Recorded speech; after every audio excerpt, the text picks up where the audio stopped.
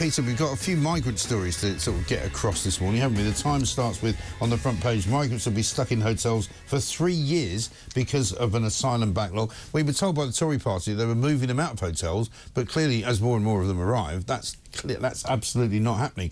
Meanwhile, we're hearing from Robert Jenrick that the Home Office and others in the civil service are deliberately withholding information on criminal activity committed by people who have come here as migrants. Yeah, without a doubt. And particularly now, Jenrick has committed to bringing in legislation that will force the government to declare the identities, nationalities of migrants that come into the UK and commit crime. Well, that's the very least we deserve. Well, you would think so, wouldn't you? I mean, we don't know who most of these people are as they come in. We hand them... We had a story yesterday which said that something like 1,300 of the last year's influx were people claiming to be children who were not children, people who were in their 20s and 30s claiming to be under 18. Yeah, absolutely. And what the data has proven in Denmark and the US, where they have compiled it, they have published it, and for them, the most notable countries where people that commit crime come from are Kuwait, Tunisia, Lebanon and Somalia.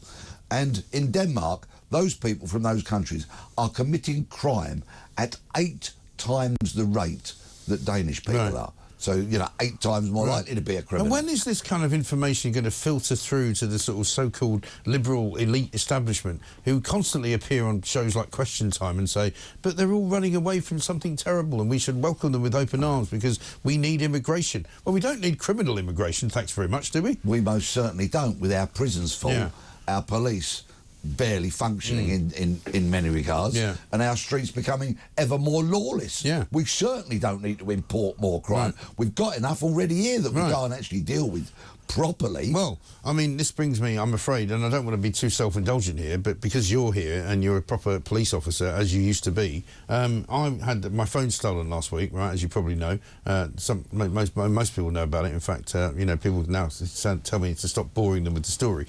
But, you know, on the moment that it happened, there was a police van literally next to me on the other side of the road. I went over to talk to the guy and he apologised, and very nice bloke. He said, I'm terribly sorry this has happened. It's happening an awful lot. He then confessed to me that he'd had his own phone stolen while he was in uniform standing around at some other part of London. And, you know, the process that then followed was that, because I wrote a piece of the Telegraph, they suddenly got a bit interested, the police, and they started sending me emails and asking me questions about, do you know which direction the assailant was travelling in? And I'm like, well, yeah. And in fact, so did the guy who spoke to me, who wouldn't chase after him.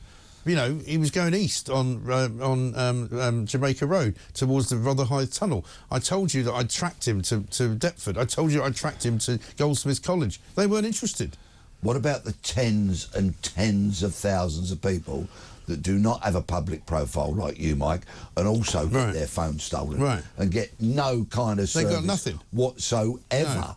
When will the British police wake up and realise that they have to completely restructure, completely reprioritise and get out on the streets and reclaim them, reinvent the policing wheel and get patrolling back on our streets? It's what the public want. It reassures the public, but of course, all those highly educated people at universities that occupy police departments in universities, will tell you the patrolling is actually ineffective. You can't really measure it. Complete and utter. Also a load of old cobblers, yeah.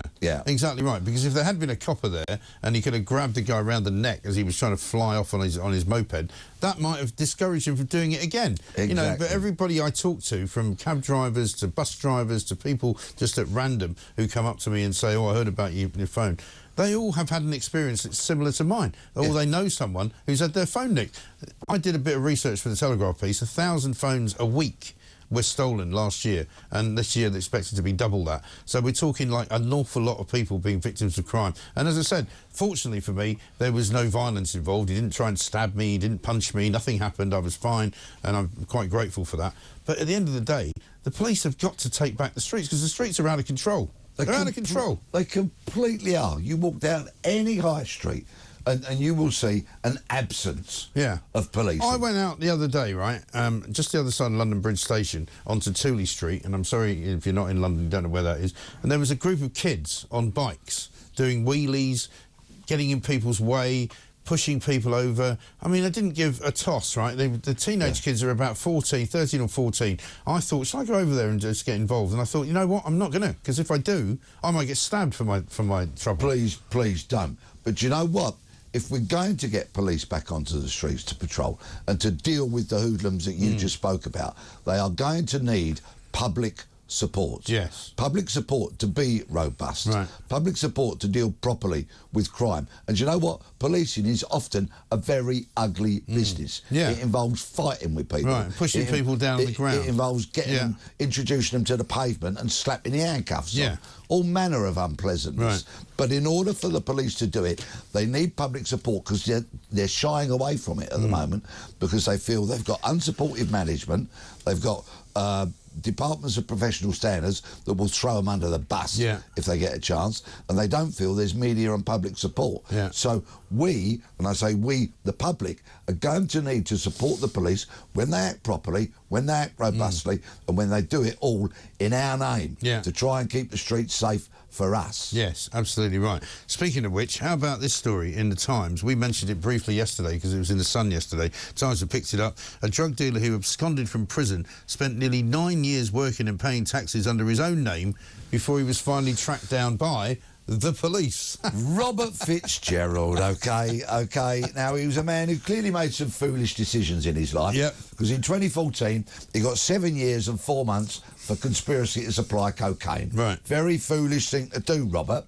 But very quickly, he must have started behaving himself in prison, because by 2016, he was already in Ford Open. Right. The open prison. So and you only go there. Where you can basically wander around at will, right? Day release and all that kind of stuff.